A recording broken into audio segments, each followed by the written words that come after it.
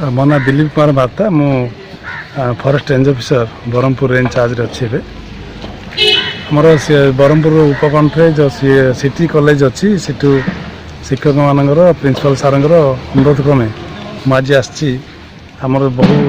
5-7 ବର୍ଷ ପୂର୍ବରୁ ଯେଉଁ ଗୋଟେ ମେଡ଼ିସିନାଲ ଗାର୍ଡ଼େନ୍ ହେଇଥିଲା ତାର କେମିତି ରକ୍ଷଣାବେକ୍ଷଣ ଆଉଥରେ ହେବ ପୁଣି ତାକୁ କେମିତି ରିନୋଭେସନ୍ ହେବ ସେ ବିଷୟରେ ଦେଖିବା ପାଇଁ ଆସିଥିଲେ ସାର୍ଙ୍କ ସହିତ ଆମେ କଥାବାର୍ତ୍ତା ହେଇଛୁ ତାର ସାଧାରଣ କାମ କଲା ପରେ ଇଏ ପୁଣି ନୂଆ ରୂପ ଧାରଣ କରିବ ସେ ବିଷୟରେ ଆଜି ଆମର ଗୋଟେ ଆଲୋଚନା ହେଇଛି ପର ସମୟରେ ପୁଣି କାମ ହେଲା ପରେ ମୁଁ ଭାବୁଛି ତାର ରୂପ ବହୁତ ଭଲ ହେବ ଆଉ ବହୁତ ସୁନ୍ଦର ହେବ।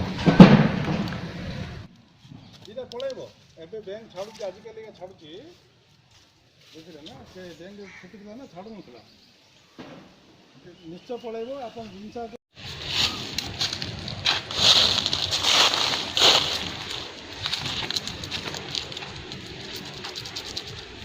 এটা ইয়ে হইতো স্যার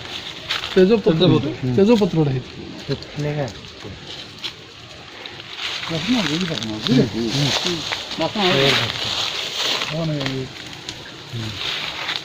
ঝাড়ুটা ବି ତ ତେଜପତ୍ରଟା ତାର ଶୁଖିଲାଣି ପତ୍ର କ୍ଷୀରରେ ପଡୁଛି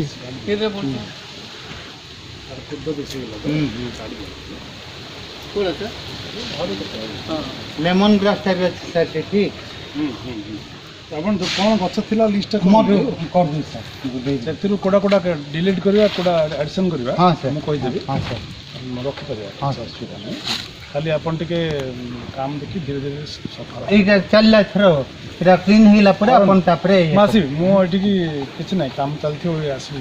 4 ଥର ଆସିବ ହଁ ସାର୍ ବଦଳ ହଁ ଫେନ୍ସିଂଟା ଯଦି ପାରିବେ ଆଗେ କରିଦିଅନ୍ତୁ ସେଇଟା ହଁ ହଁ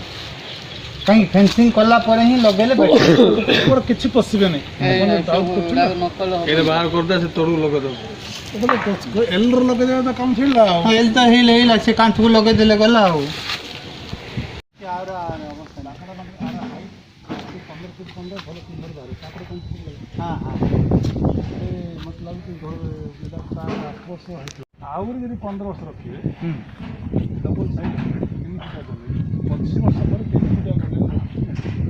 ସେତେବେଳେ ତାର ଲାଭ ହେବ ରଖିବେ ଯେ ଲାଇନ୍ ରଖିଛନ୍ତି ଗଛ ସାର୍ ଏଇ ଯେଉଁ ଗଛଟା ଏଇଟାକୁ କେମିତି କାଟିବା ସେଇଟାକୁ ନା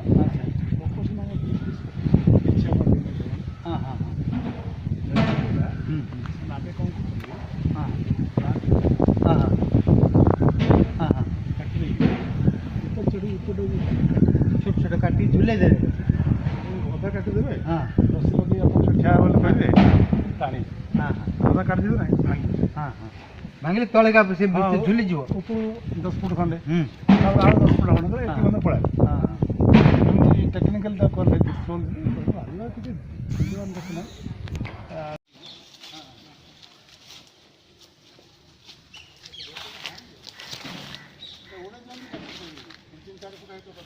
ହଁ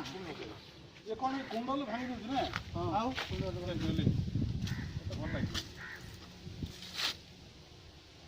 ଲାଗିବ ବଡ଼ କୁଣ୍ଡି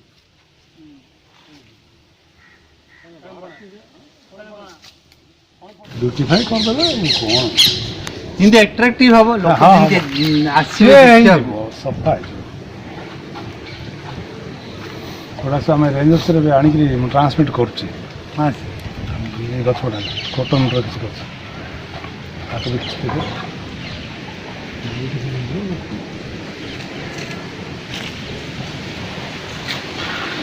ଗଣ୍ଡି ମାନେ ଏଇଟା କେତେ ଏଇଟା 14